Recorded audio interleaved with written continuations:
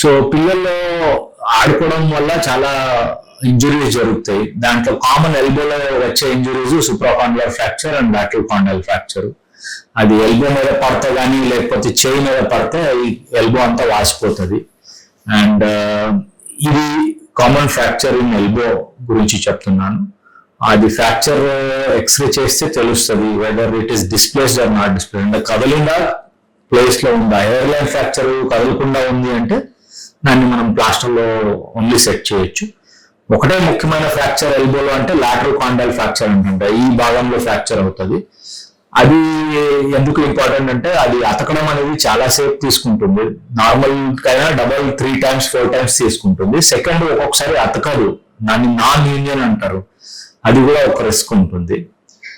ఇంకా ఏమంటే new borns లో అంటే జస్ట్ పుట్టిన పిల్లల్లో కామన్ గా వచ్చే ఫ్రాక్చర్స్ క్లావికల్ ఫ్రాక్చర్ అనేది, ఇది కాలర్ బోన్ ఫ్రాక్చర్ ప్లస్ ఇది తొడ భాగంలో ఫీమర్ ఫ్రాక్చర్ అనేది కామన్.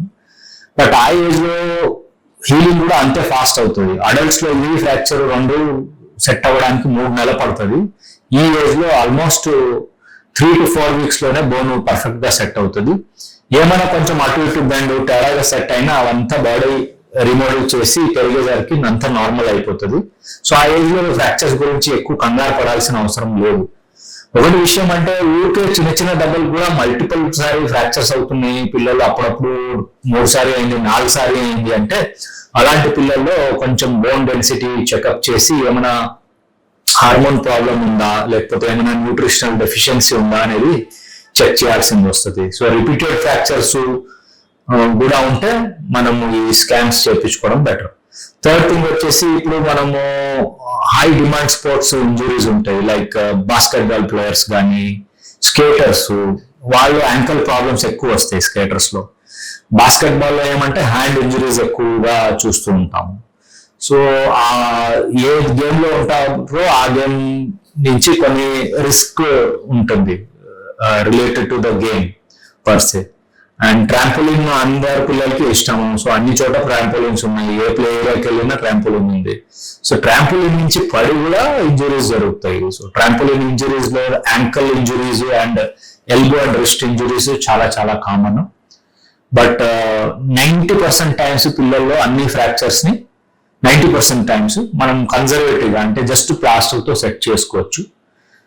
ఇంపార్టెంట్ ఏమంటే ఆ 90% లో ఎవరు ఉన్నారు, ఆ 10% ఎవరు ఉన్నారో ఆ డిఫరెన్షియేషన్ చేయాల్సింది డాక్టర్ చేస్తారు. అదే ఇంపార్టెంట్. ఎందుకంటే 90% నార్మల్ అవుతుంది అని అన్ని ఫ్రాక్చర్స్ ని మనం ఓన్లీ ప్లాస్టర్ లో ట్రీట్ చేయలేము. ఆ 90 కేటగిరీలో ఎవరు పడతారో, ఎవరు ఆ 10% లో ఉంటారో ఆ ఫైన్ ఒక లైన్ ఉంటుంది, దాన్ని రికగ్నైజ్ చేయడం ఇంపార్టెంట్. అండ్ మన దగ్గర చాలా పిల్లలు వస్తారు, ఆల్రెడీ సర్జరీ సజెస్ట్ చేస్తారు సార్ మీరు చేయండి అని.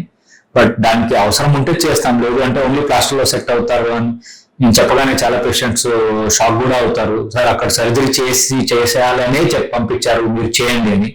లేదు ఇది ప్లాస్టర్ లో కూడా అవుతుంది అంటే కొంచెం ఇనిషియల్ గా షాక్. బట్ అది కూడా ఉంది, that decision making point is important. ఎందుకంటే చేయాలంటే ఖచ్చితంగా చేయాలి. అలాంటి ఫ్రాక్చర్స్ యూజువల్ అన్స్టేబుల్ ఫ్రాక్చర్స్ ఉంటాయి. అంటే మనం ప్లాస్టర్ తో సెట్ చేస్తే కదిలే ఛాన్సెస్, బెండ్ లో సెట్ అయ్యే ఛాన్సెస్ ఎక్కువ ఉన్నప్పుడు సర్జరీ అడ్వైస్ చేస్తాము.